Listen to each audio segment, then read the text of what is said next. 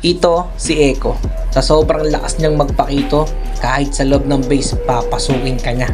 Ito naman si Sean, mabilisang flicker with pakito combo. Sing bilis ng kidlat, ito talaga ang pinakamalupit. Ang nag-iisang peak ML, the Pakito Freestyler. Nakilala siya dahil sa malupitang freestyle sa paggamit sa pakito. Ang tanong, kung makakasabay ba ang pakito nila sa show ni Captain Els? Magpapahuli ba ang bida sa sariling kwento? Hindi ko nangahabaan yung intro ko kasi maraming hindi nakakagit sa content ko. Ito si Captain Els, ang nagmamalakas, ang feeling malakas. Never naging top global sa show, hindi naging top Philippines, at hindi rin naging top senior. Top 1 barangay lang, hirap pa eh. Sadyang malakas lang ako sa sarili kong kwento. Guys, kwento ko to! Dapat akong bida rito! Sana gets na ng lahat, no? Sabi nga pala ni Pick ML, yung main account niya sa ML ay hindi niya nahawak.